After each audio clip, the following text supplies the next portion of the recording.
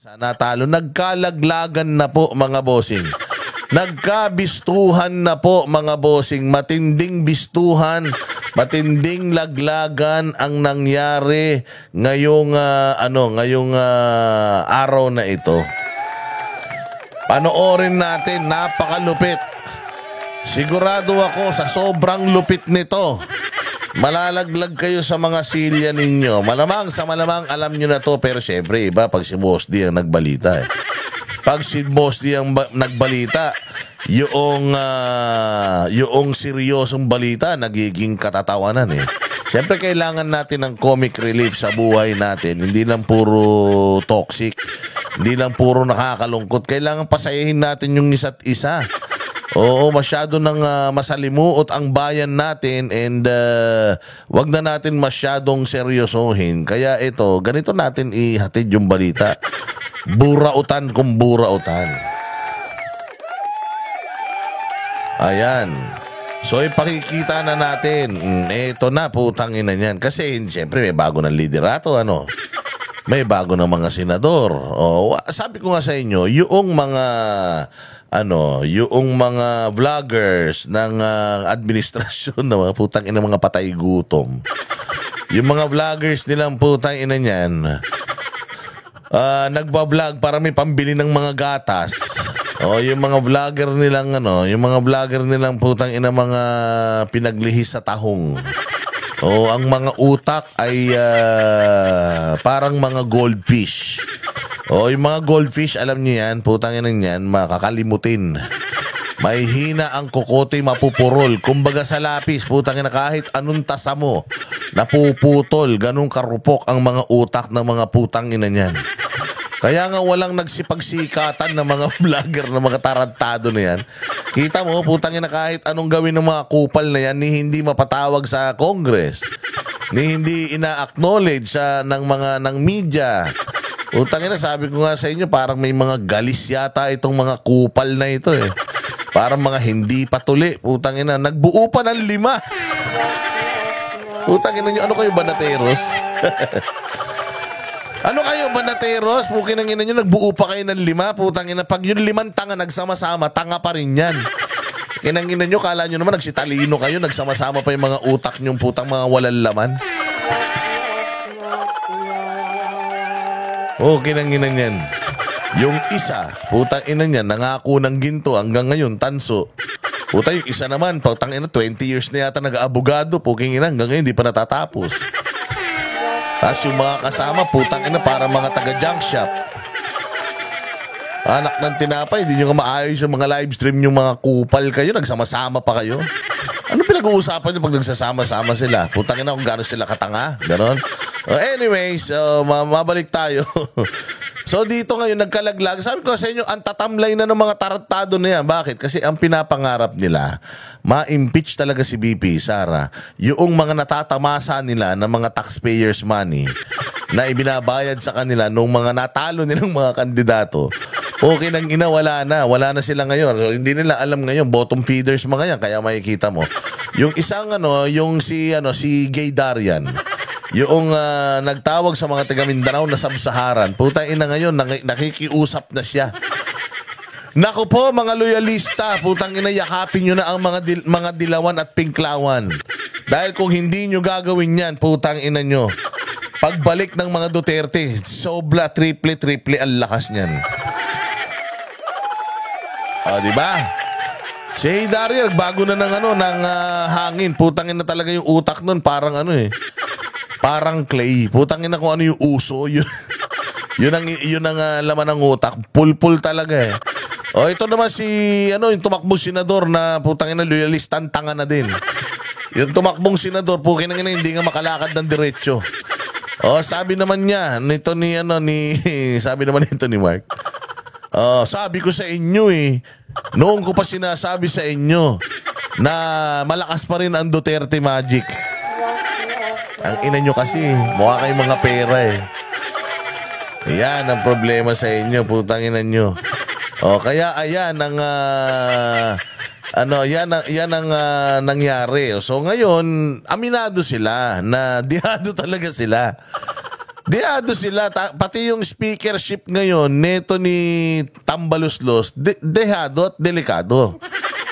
Dahil po ito, si Toby Chanko, binabanatan ngayon ng mga vlogger to. Ito ngayon ang target ng mga vlogger na mga utang ina hindi kilala. Yung mga vlogger na lifetime achievement na yung nakabili ng aircon. Utang ina yan. Ito si Toby Chanko binabanatan nila ngayon. Sinasabi nila na si Toby Chanko daw ang rason ba't natalo yung alyansa. Gago kayo. Hindi nyo ba matanggap na Bopols talaga si Bongbong? At ang rason kung bakit natalo si Bongbong dahil wala siyang utak katulad nyo?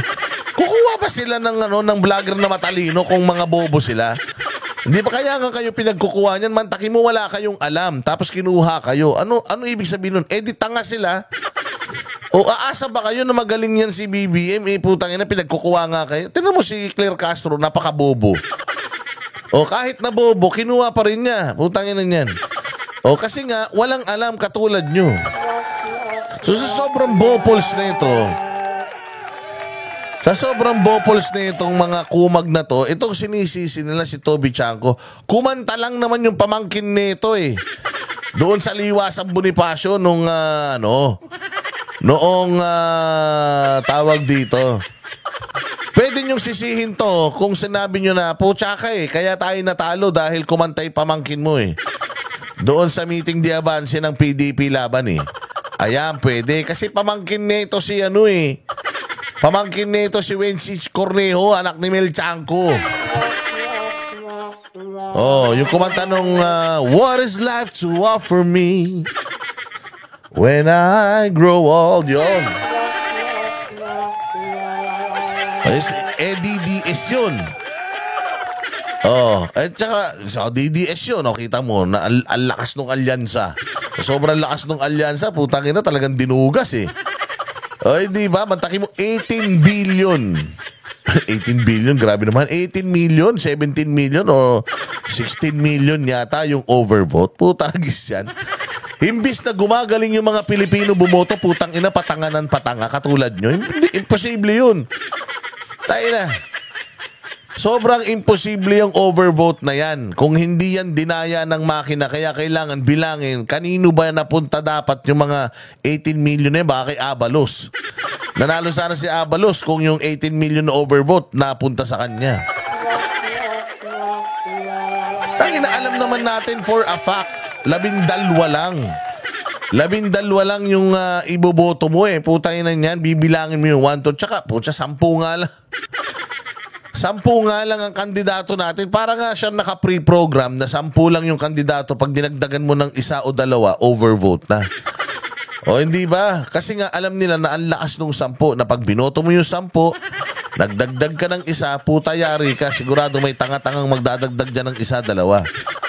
O kaya ayun. O kaya andyan yung overvote. Ngayon hindi natin malalaman kung yung overvote na yan ay yan bang overvote na yan kinuha, ipinandagdag sa mga kandidato o nandiyan lang talaga siya floating.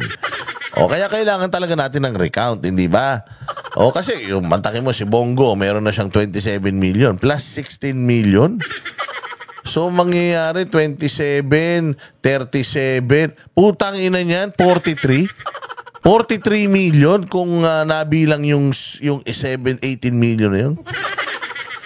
43 million ang makukuhang boto kung halimbawa kay kasama si Bongo doon sa dami ng overvote na yun. Hindi ba puta kasaysayan ng eleksyon. Yan talaga ang pinakamalaking bumoto. Kay Inday Sara 32 lang eh. Kay BBM 31 lang eh. O ngayon mantakin mo ito 43, 10 million na mas marami, 11 o 12 million na mas marami. Kesa dun sa nakuha nilang boto ng presidente noong 2022. O putya ina, bakit ganun? Bakit na ang COMELEC tila mo hindi nagugulat na ganun kadami yung overvote? Ay ko sa inyo may something talaga dyan. Kaya nga para walang doubt na makast sa taong bayan or walang doubt sa taong bayan na ninakawan sila ng demokrasya sa botohan, ay pagpatuloy niyang bilangan na yan. O, kaya ito ngayon, si Toby Chanko, ganun din. Siya ang sinisisi sa pagbagsak kayo. Kung di ba naman kayo mga gago, pinadala nyo si Pangulong Duterte sa ICC? Kasi ni-expect nyo talaga mananalo kayo. Nung pinagtatanong kayo, sinong pinagtatanong? Tinanong si Pacquiao, sabi ni Pacquiao, okay lang. Tinanong si Binay, sabi ni Binay, okay lang. Tinanong si Abalos, siyempre si Abalos, aso ni Marcos yan. Sinabi niya, okay lang. O hindi ba, yung si Lito Lapid, nagsalita tungkol doon? Hindi, pinaglihinga sa manikin yun eh. O, hindi siya nagsalita tungkol doon. O, sino pa nagsalita tungkol doon? Ang dami. O, kita mo, lahat sila nagsama-sama sa kangkungan. Si Tulfo, di mo lang talaga mapipigilan eh. Oo, dahil talagang matindi following ng Tulfo, pero nako, yari, nalaglag yung kapatid na si Ben Bitag. Yun pa naman ang gusto ko sa mga Tulfo. Oo, yun pa naman ang gusto natin sa mga Tulfo nadali. Pero Ben Bitag, dapat sumama ka dyan sa protesta na yan, yung panawagan ng recount. Kasi baka mamaya yung 18 million na yun, ikaw yun. Kasi tinan mo yung survey, di ba? Lagi kang pasok, tapos biglang nung huli, naging 13 ka. O baka yung 1 million dun sa'yo. O di sana nanalo ka, na nakalamang ka sana kay Amy Marcos.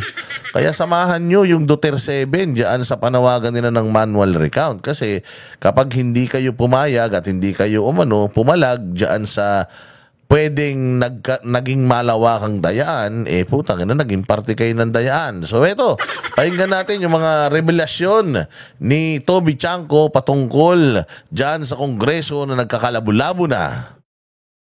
Ano po yung assessment nyo? What happened? What went wrong there? And what you think you could have done differently?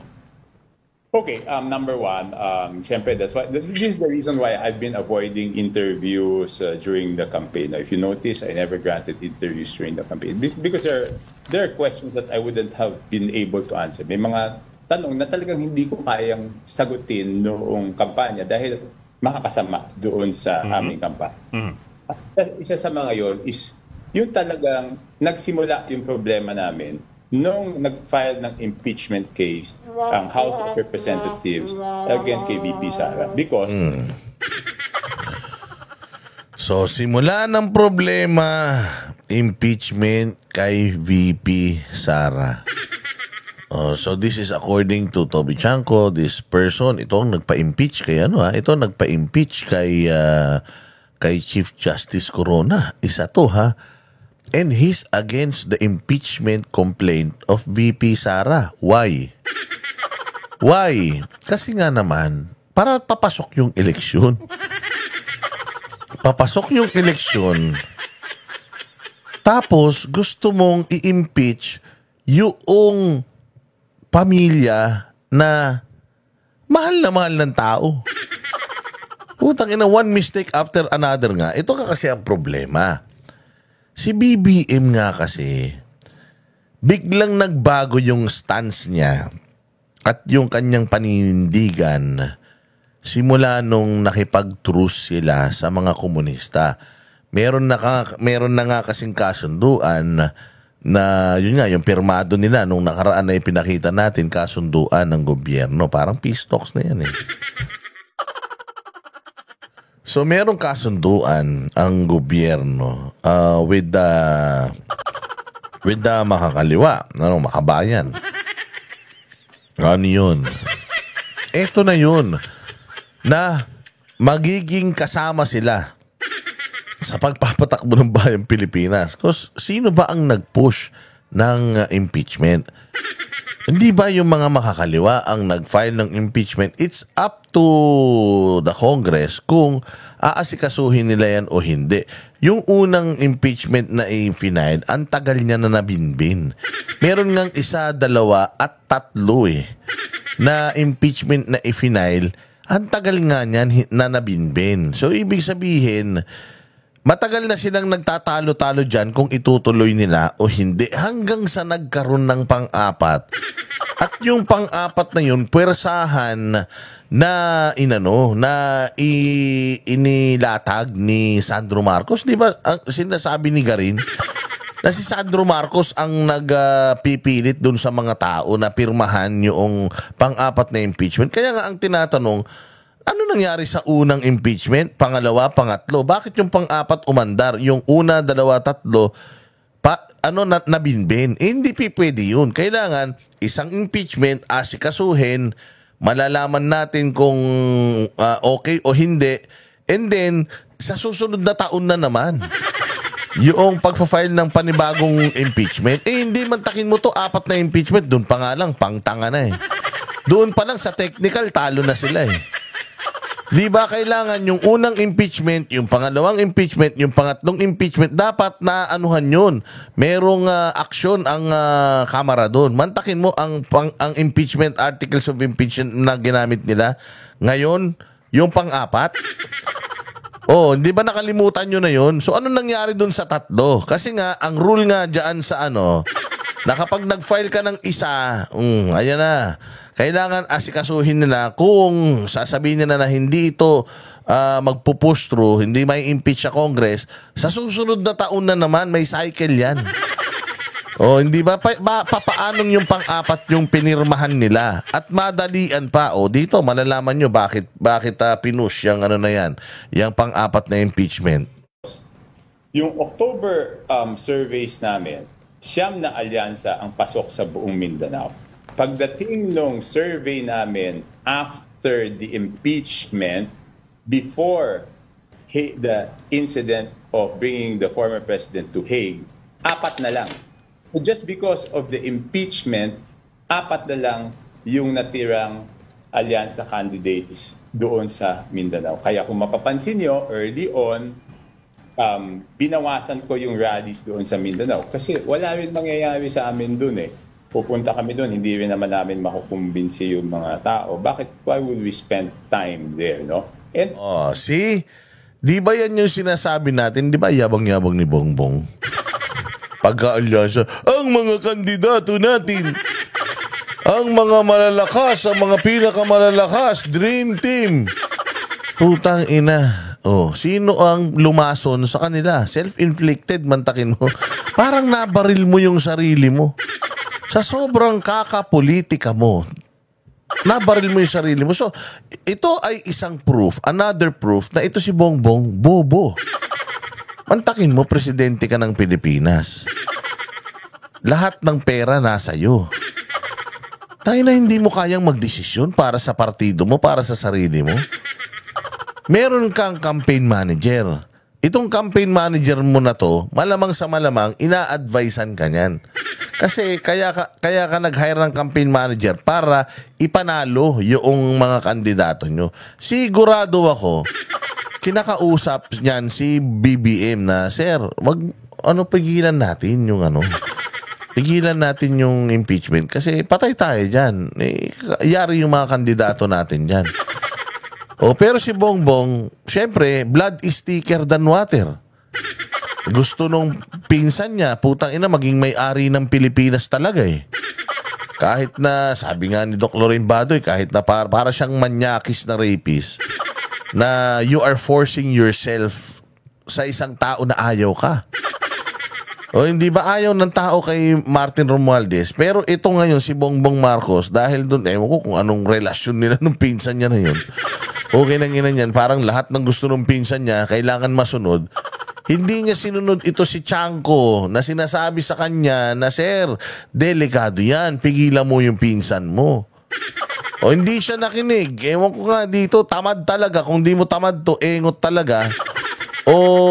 Pucha, gusto lang talaga nito yung titulo na presidente kasi di naman talaga nagtatrabaho to eh. So, hindi nila sinunod. In-impeach pa din nila. At ang matindi, anak pa niya yung nag-push. Putang inang yan. So, itong mga alyansa ngayon na mga natalo, dapat talaga sisihin ninyo yaang pamilya mga Marcos dahil mantakin mo ang lalaki ng mga pinaggagastos nyo. Tsaka sira ang mga reputasyon nyo ha. Sira ang mga reputasyon nyo. Imaginin nyo ang lalakas mga re-electionistong mga to. Nagtapos ng mga termino itong mga iba dito tapos puta ina natalo ng ganong-ganong yabang-yabang nyo sa kampanya. Team Suka. Puta, yung pala kayo. May pa Team Suka pa kayong sinasabi pinabili na suka. Yung pala, putang ina ninyo. Kayo rin pala maglalaglagan.